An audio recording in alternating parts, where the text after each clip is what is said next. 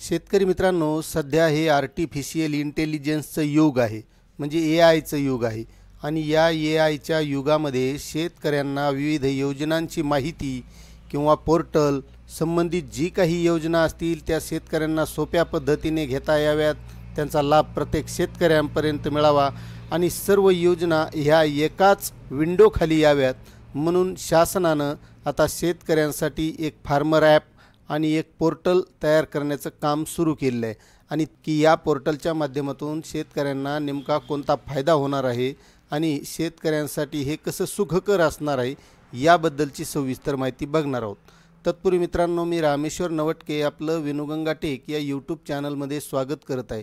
मित्रांनो, तुम्ही जर आपल्या चॅनलवर नवीन असाल तर चॅनलला सबस्क्राईब करा, लाईक करा आणि ही माहिती प्रत्येक शेतकऱ्यापर्यंत शेअर करा. तर चला मित्रांनो, व्हिडिओला सुरुवात करूया. तर शेतकरी मित्रांनो, शेतकऱ्यांना उपयुक्त व सर्वसमावेशक असे सिंगल विंडो इंटरफेस असलेले फार्मर ॲप म्हणजे मोबाईलवर वापरण्याजोगे एक ॲप येणार आहे. आणि त्यानंतर इंटरफेस पोर्टल तयार करण्यासाठी समितीचं गठन केलेलं आहे. आता मित्रांनो, हा शासन निर्णय आहे 31 जानेवारी 2025चा. तर यामध्ये शेतकऱ्यांना त्यांच्या दैनंदिन कृषी व तदनुषंगिक कामे करीत असताना विविध प्रश्न समस्यांचा सामना करावा लागतो.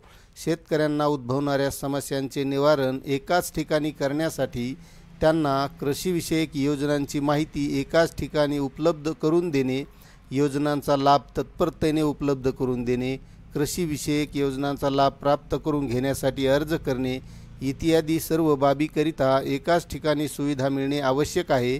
आणि त्यासाठी शेतकऱ्यांना उपयुक्त व सर्वसमावेशक असे कृत्रिम तंत्रज्ञानावर म्हणजे आर्टिफिशियल इंटेलिजन्स आधारित सिंगल विंडो इंटरफेस असलेले एक फार्मर ॲप आणि इंटरफेस पोर्टल तयार करण्यासाठी समितीची स्थापना शासनाच्या विचाराधीन होती. आता मित्रांनो, या माध्यमातून नेमका शेतकऱ्यांना काय फायदा होणार आहे, तर शेतकऱ्यांना उपयुक्त व सर्वसमावेशक असे कृत्रिम तंत्रज्ञानावर हे ॲप असणार आहे. आता या समितीमध्ये प्रकल्प संचालक नानाजी देशमुख कृषी संजीवनी प्रकल्प हे अध्यक्ष असणार आहेत, आयुक्त कृषी हे सदस्य असणार आहेत, त्यानंतर प्रकल्प संचालक बाळासाहेब ठाकरे महाराष्ट्र राज्य कृषी व्यवसाय आणि ग्रामीण परिवर्तन प्रकल्प हे सुद्धा सदस्य आहेत, त्यानंतर श्री गोरंटीवार सेवानिवृत्त संचालक महात्मा फुले कृषी विद्यापीठ हे सुद्धा सदस्य आहेत, त्यानंतर रवींद्र माने जिल्हा अधीक्षक कृषी अधिकारी धाराशिव हे सुद्धा सदस्य असणार आहेत. आणि समितीच्या अध्यक्षांना आवश्यकतेनुसार सल्लागार तंत्रज्ञ यांचे सहाय्य घेण्यासाठी निमंत्रित करता येईल.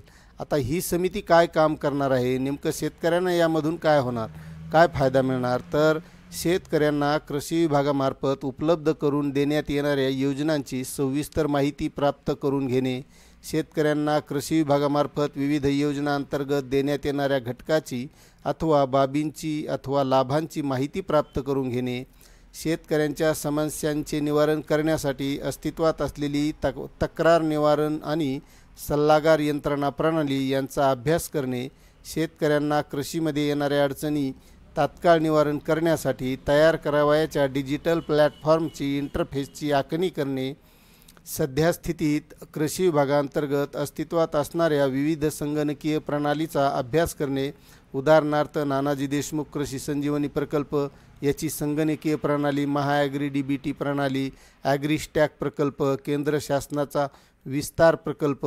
आता एवढे जे काही प्रकल्प आहेत मित्रांनो, या प्रकल्पांचा सर्व समावेश या ॲप आणि पोर्टलमध्ये होणार आहे. त्यामुळे शेतकऱ्यांना या सर्व गोष्टी एकाच ठिकाणी मिळणार आहेत. शेतकऱ्यांना पीक पाहणी, हवामान, बाजारभाव इत्यादी बाबींसाठी सध्या उपलब्ध यंत्रणेचा अभ्यास करून उपरोक्त इंटरफेसमार्फत कृत्रिम बुद्धिमत्ता आर्टिफिशियल इंटेलिजन्सचा तंत्रज्ञानाचा वापर करून सल्ला देणे, उपरोक्त बाबी आवश्यकतेनुसार अन्य बाबींचा अभ्यास करून शेतकऱ्यांना उपयुक्त सर्वसमावेशक असे डिजिटल प्लॅटफॉर्म, फार्मर ॲप आणि इंटरफेस पोर्टल तयार करण्यासाठी सविस्तर प्रकल्प अहवाल सादर करणे असं या समितीचं काम राहणार आहे. आणि म्हणूनच असा हा शासन निर्णय शासनाने काढलेला आहे. मित्रांनो, आपल्याला हा शासन निर्णय कसा वाटला नक्कीच कमेंट करा आणि चॅनलवर नवीन असाल तर सबस्क्राईब करा, लाईक करा आणि माहिती प्रत्येक शेतकऱ्यापर्यंत शेअर करा. धन्यवाद.